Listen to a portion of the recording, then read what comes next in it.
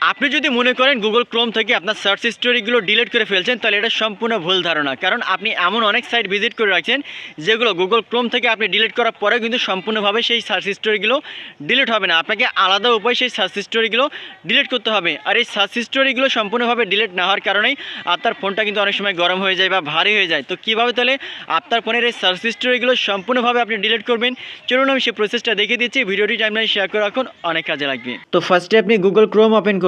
Open করার পরে উপরের দিকে ডান কর্নারে 3 ডট অপশনে যদি ক্লিক করা হয়, এখান থেকে কিন্তু সার্চ হিস্টোরি এবং ডিলিট ব্রাউজিং ডাটা এগুলো কিন্তু ডিলিট করার অপশন থাকে এবং আমরা কিন্তু এখান থেকে অনেকে ডিলিট করে থাকি, বাট তারপরে কিন্তু সম্পূর্ণভাবে কিন্তু ডিলিট হয় না। এজন্য আপনার যে গুগল ক্রোমে আসার পরে সার্চ বারে এসে আপনি সার্চ করবেন মাই অ্যাক্টিভিটি লিখে।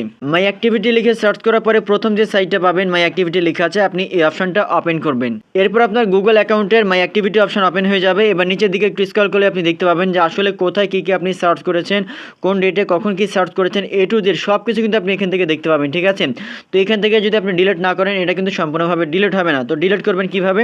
উপরের দিকে কিন্তু প্রথমে অপশনগুলো আছে, দেখেন এই যে লেখা আছে ডিলিট। আপনি জাস্ট এই ডিলিট অপশনে আপনি ক্লিক করবেন। ডিলিট অপশনে ক্লিক করার পর এখান থেকে আপনি টাইমিং সিলেক্ট করতে পারবেন, লাস্ট আওয়ার্স বা লাস্ট ডে বা অলওয়েজ বা কাস্টম রেঞ্জ, আপনি এখান থেকে ডেট সিলেক্ট করতে পারবেন। তো এখান থেকে অলওয়েজ লেখা আছে, আমি অপশনে ক্লিক করলাম।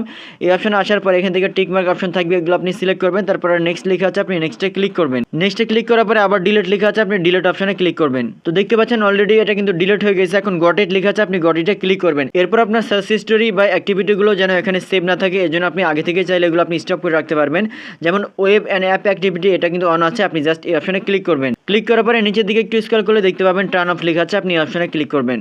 এরপরে আবার টার্ন অফ লেখা আছে, আপনি অপশনে ক্লিক করবেন। এরপরে নিচের দিকে গট ইট লেখা আছে, আপনি অপশনে ক্লিক করবেন। তো দেখতে পাচ্ছেন এটা কিন্তু স্টপ হয়ে গেছে, অর্থাৎ অফ হয়ে গেছে। এরপর আপনি এখান থেকে ব্যাক করবেন। এই অপশন থেকে ব্যাক করার পরে নিচের দিকে একটু স্ক্রল করলে দেখেন এই যে অফ হয়ে গেছে। এরপর হচ্ছে ইউটিউব সার্চ, আপনার ইউটিউব সার্চ হিস্টোরি যেন এখানে সেভ না থাকে, এর জন্য আপনি এটা চাইলে আপনি বন্ধ করতে পারবেন। এই জন্য আপনি অপশনে ক্লিক করবেন।